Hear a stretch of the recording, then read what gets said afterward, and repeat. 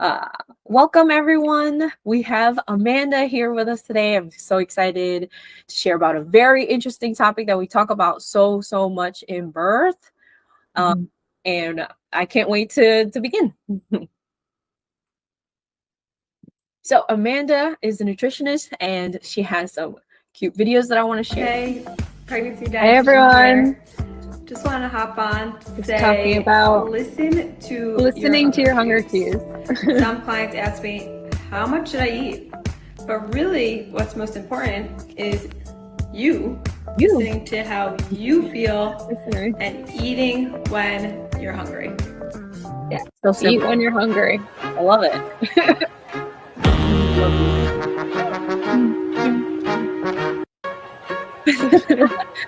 I watched this one so many times when I was making this. I love this song.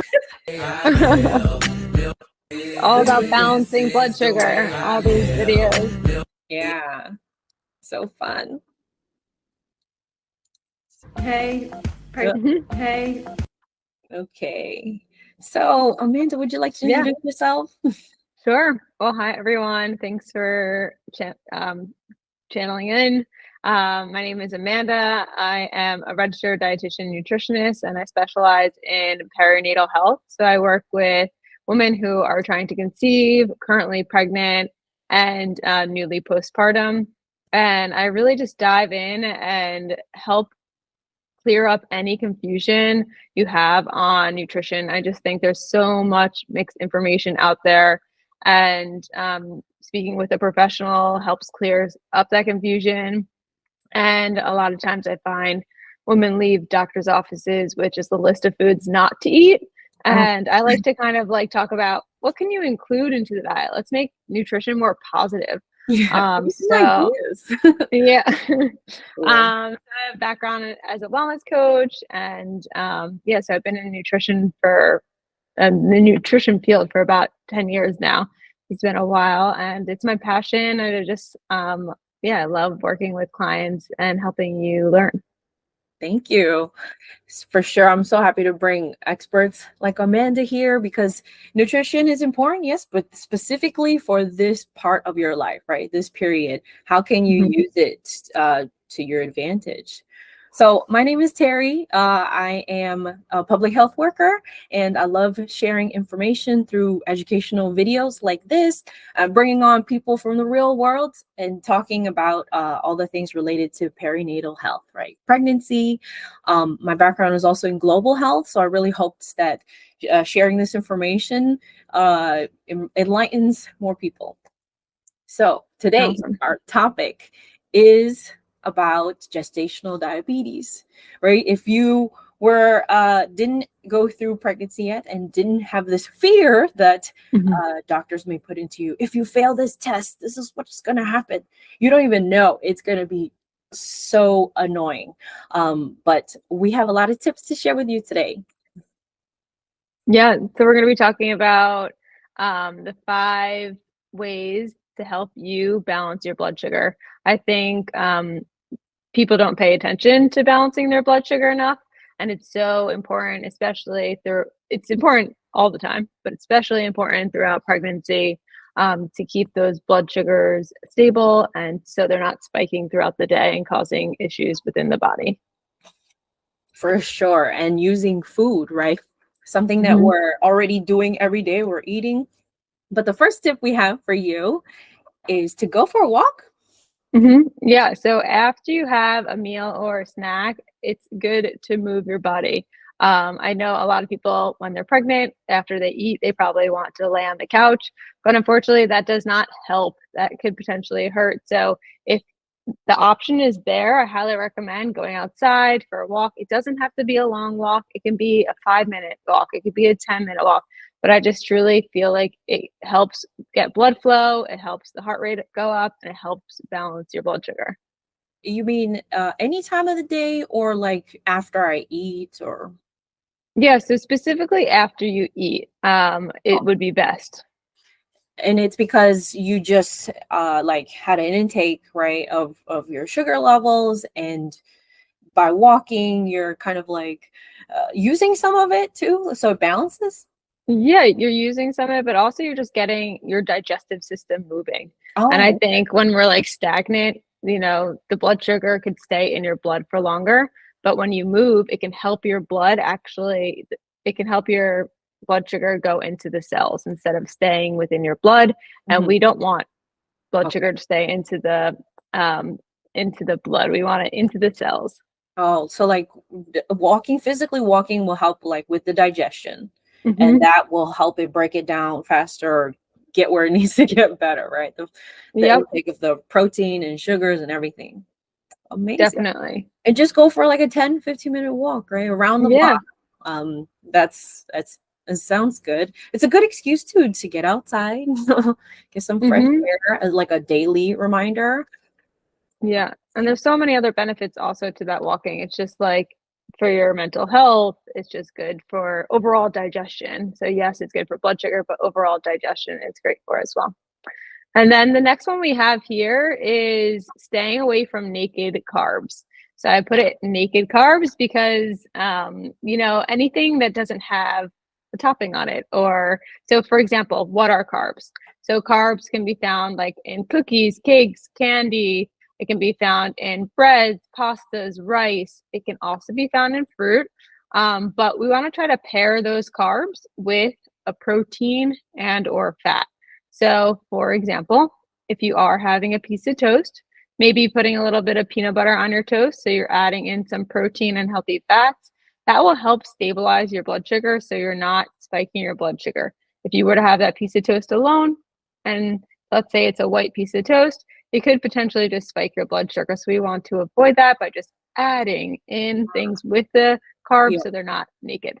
Oh, and like making a mini meal out of it, like if you're gonna have a good snack, right? Make sure that it has protein, right? And Mm-hmm. because any moment that you can add it, by all means, please, like that peanut butter, Mm-hmm. add it into your diet because you're eating for your body, right? Mm-hmm. And for Uh, baby. and for baby, yeah, Yeah. and baby's body. So for sure to pay attention, because although you might love that big bowl of pasta, right? Mm-hmm. But let's add some chicken in there, Yep. or beans, whatever you Mm-hmm. need to make that dish really oomph for your body Yeah, and in a good also way. it helps the body digest those carbohydrates. So when you pair it with other sources like protein and fat, it's more slowly digested in the body. So you're not having that spike of blood sugar. So, and also it tastes better. So definitely add Yeah. in more things, more nutrients, more vitamins, and it's just Mhm. overall more exciting. Yeah, because it sounds like there's like a lot of the chemistry of how the Hmm. digestion system. That's literally how it works. And by knowing that, we're like, okay, I shouldn't just eat this one piece of bread. Let me Hmm. treat myself and put some peanut butter, um, and even sprinkle some, I don't know, coconut flakes. I don't know. Sure. Yes. Healthy fat for sure. Good Anything that idea. you like. Unlike if you were me, some M&Ms or something. Once in um, a while. yeah, definitely enjoy your snacks because you're going to be hungry. Yeah. And then the other idea to help balance blood sugar throughout pregnancy is to ensure that you have protein with those meals. So, yes, you don't want to have those naked carbs, but you want to also include protein because, like I said before, it can help your body digest food. So, trying to include protein into all meals and snacks. So, for example, if you're having for breakfast, maybe you have a Greek yogurt. For lunch, maybe you have a bean burrito. And then for dinner, maybe you have a piece of salmon and veggies and rice. But just having that protein at all meals and snacks is key. Yeah. I think it's the hardest part about this is knowing like what has protein or how much protein. What do you think? Yeah, I think it's confusing to know what has protein, but there's meat sources of protein, and in terms of the veggie sources of protein, nuts, nut butters, seeds are another great source of protein, and there's also the vegetarian sources of protein like the tofu or the tempeh, also great sources of protein to have throughout pregnancy. Yeah. And I think for this, thinking about your meals a little bit more and planning them out like helps to ensure it. And then you don't have to like plan every single meal, but you're like, oh, these few dishes I know for sure is adding protein into. Yeah. Just making sure you have options in your fridge. I find if there's nothing in your fridge, you tend to go towards unhealthy food. Or if there's, you know, unhealthy things in the fridge, you're going to tend to go towards those unhealthy foods. But if there's an abundance of different options for you that are healthy in your fridge, that's what you're going to go towards because you have that available. So I always say to my clients, stack your fridge with lots of healthy options and make sure you're going food shopping once a week to, keep your fridge stocked. No, that's a great idea because if you didn't buy the foods, how are you gonna like get them, like have them ready available for you? And then I would also say this for me, on top of knowing this, not to lie to myself and believe that I'm gonna eat all those chickpeas if I buy them. Buy a variety, right? Like you mentioned, like you're not gonna want to eat nuts like all day long every day for your whole pregnancy, or so just don't be so hard on yourself. Like peanuts has the highest amount. Like really enjoy your food. Definitely, variety is key and keeps things more exciting. Yeah, protein. And the other one we have here is fiber for slowing digestion with your blood sugar as well. So incorporating fiber-rich foods into the diet, and that could be eating the skins of fruits and vegetables. Number one source of fiber that I find most people don't know, the skins of fruits and vegetables, that's where the fiber is. So if you're peeling your apple or you're peeling your cucumber, keep it on. Because that's where the fiber is, and that's where a lot of more nutrients are. Oh, okay. And maybe like just don't peel all the skin off, right? Like if you're making potatoes, you don't have to like make them all naked, like leave a little bit on, just shape it here and there. I know texture might be a thing for people, right? But it should be tasty too, depending on how you make it. So definitely. And other, sources of fiber could be fiber from whole grains. So if you're having like whole wheat bread or whole wheat pasta or brown rice, sticking to those whole grains are going to have more fiber in it, and be good for digestion and blood sugar control. Okay. Yeah. Because in regular nutrition, those are already like the recommendations. So, having that fiber into your diet, definitely find the bread that you really like with all million seeds on it, right? I'm checking like 2 birds with 1 stone. Right? So, because now it sounds like there's a list going, like I'm gonna have to eat this and that and this and this. But again, this is also, I guess this is the physical part of how the food moves through our digestion, right? The chemical part with the fiber. So helping us push it along, is it's not staying here longer, or more sugars are developing, things like that, right? Exactly. Yep. So important. And it tastes good. So fiber-rich foods not taste good, and they keep us fuller for longer. And that's the goal. Oh yeah, fuller. That's a good reminder because you're going to be hungry all the time. Especially during the second trimester, I find people are very, very hungry. If we up the fiber and up the protein, we're good to go. And the last one here, number 5, in terms of like keeping your blood sugar balanced, is hydration. Make sure you're drinking water throughout the day. If you find yourself not drinking enough water, I always say like first of all, get a water bottle. And second of all, pair your water bottle with your phone, because everyone these days has their phones on them. So water bottle, phone, water bottle. And if you put them together, you're more likely to always have it on hand, and you're more likely to drink more water. And does this rule apply for, it should be water and juice, other liquids doesn't count, or does it count? Yeah, so juices unfortunately would spike your blood sugar. So if you are someone who wants a juice, I would say have water or seltzer with a splash of juice. And making sure if you are having some sort of juice to pair it with a meal or snack. So you're including that fiber or protein to slow down the absorption of the sugar from the juice. So yes, I'm talking about water, tea, seltzer, all super hydrating and you can have throughout the day. Another thing I like to mention to my clients is having fruit infused water. So if you're like, I don't like water, it's so plain, then put fruit in your water. You can just squeeze a little bit of orange or squeeze a little lemon or lime or anything just to give it a little zest. Okay, because the key here is the water. For balancing your sugar, right? Because I forgot. I was like, oh, we're talking about sugar, and I suggested sugar. Yeah, so we don't want too much juice, but if you want a little bit of like fresh fruit or a little bit of like lemon or lime, totally fine to add to your water. Okay, and then is there a set amount of water? Did you mention it already? Like 8 glasses? During pregnancy, our needs increase. So we want to aim for 10 to 12 cups of water, which is a little over 80 ounces. And some people are straw people. So if you're someone who like only can drink water with a straw, go get yourself a straw. Or go get yourself like a Stanley looking cup and, get drinking. Yeah, really, because your body's going to need water for this period anyway, and keeping it into your diet, as we mentioned here, will help you keep track of that sugar. So yeah, Amanda gave us some amazing tips today, and I want to let you know how to get in touch with her because she has so much more information to share, and she also has a consultation that you can have.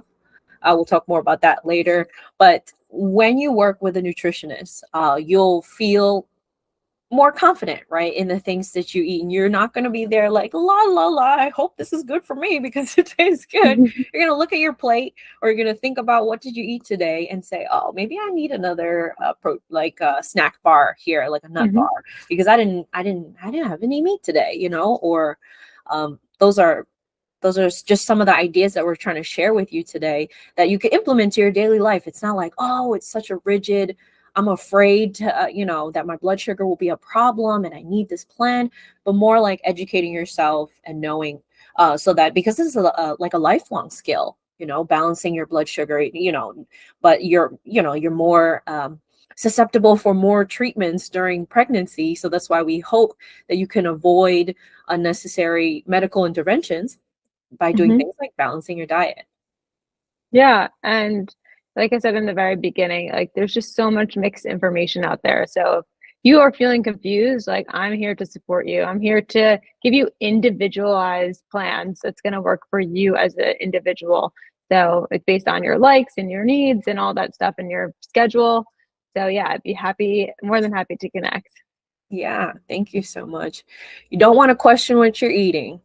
Know what you're eating, because when you have a plan, you're gonna feel so happy that you're full, and then that, oh yeah, I did good today. I was so good. I ate all my vegetables and things like that. Yeah. Hey, you want to have energy, you want to feel good throughout your pregnancy, and a way that can help that is by eating nutritious foods, eating foods that are going to fuel you, balancing your blood sugar. So important to focus on that. Yeah, for sure.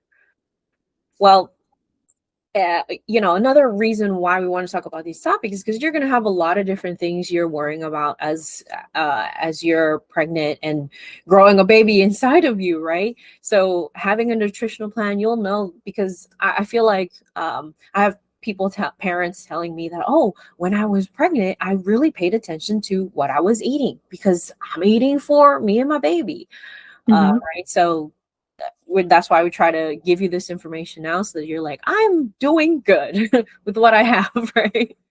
Yeah. And I meet people virtually. So if you're like, oh no, I can't go to another doctor's visit, it's like, okay, well, we can meet over the computer for a half hour during your half-hour break or whatever you're doing, just to give you that confidence that you deserve as a pregnant person in the world. Yeah, especially if you feel like this is gonna be a problem for you, right? This is part of your birth team. So having some, if you're gonna have a lactation specialist for breastfeeding, you're gonna have a nutritionist for your nutrition, and all the different experts, right? So, and having a doula like me, right? So we all have different roles in being your birth team. So definitely start finding your friends in this community, because this person is not only your advisor, they should be someone that you can speak very casually about, because this is something that's happening in your real life. So you want to be truthful, and so that you could get the most out of this.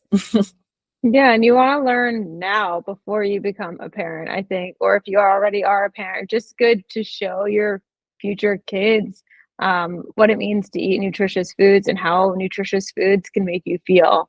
So I think it's good to start now before you even get the gestational diabetes test, so you can learn the tools and the tricks and the tips now for forever to go. Yeah. And just, in being very open about why we're talking about gestational diabetes is because if you go into a doctor's office and it's time for you to take this test, right, this blood sugar test, and you're high or you're out of the range that they want you to be, you're going to either need to start like insulin, right, or different other interventions. And you might have less chances, straight up, this is the truth, of having your ideal birth, right? Especially if you wanted something very natural and very little intervention. So, well, you barely have a choice at that point, right? So not to give you that fear, and you can still have a wonderful birth, but just to know that the medical interventions are going to be annoying. Yeah. And you want to start with preventative measures if possible, right? So I think connecting with a dietitian and a nutritionist prior to your tests, it could help you in so many different ways. Yeah, having your team hopefully will help you go through this flow better, right? Because we don't want to be fighting all the waves every time. Hopefully we have our team there, right? And then we'll be able to let them help us and go with the flow. So Amanda, thank you so much for being here today. I love what you have to share and how easy you make this information. And I'll definitely be asking you to come back because you have so much more to share with us about nutritional coaching. Yes, there's always things to learn within nutrition, within this space, and pregnancy and postpartum. And I'm here to help. I'm here to support. I'm here to educate. I'm here to motivate. All of those things. So if you are an expecting parent or soon to be, or just want to connect because you want to be a parent soon, or you're newly parent, newly postpartum, I am here to support. Yeah, it's literally one call away, and this is like a specific time in your life. You're not going to need a nutritionist forever, but if you're worried, right, or you just want to have the best nutritional value during this time, speak to an expert. Amanda, you have a freebie? Yeah, so if you give me a follow on Instagram at Lifestyle Nutrition Now, and DM me snacks, I will be sending over a free healthy pregnancy snack list. So yeah, give me a follow and send me a DM. It says snacks, and yeah, I'll send that list right over to you.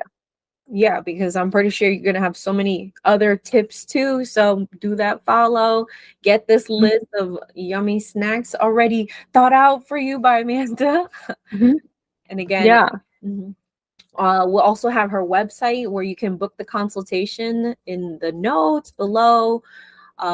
Again, this is one-on-one support. It's personalized, right? So here we're sharing general information that's good for everyone if they can apply it, right? But everyone has their own birth, their own experience, and their own body. So definitely get someone to talk to you one-on-one so they can hear out your full situation and give you the best advice for you personally. Yes, one-on-one and individualized. I learn a lot about you, and then the more information you provide me, is more likely I'm able to help you. So definitely send me a DM or click the link below, which will bring you right to book a call with me, and we can hop on a call and discuss your individual needs. Perfect. Yeah, book that call. So thank you everyone so much for joining us, and look out for other videos with Amanda. Thank you so much, and thank you, Terry, for having me, and I look forward to having other videos with you. Thank you. Nice to meet everyone. Bye. Bye.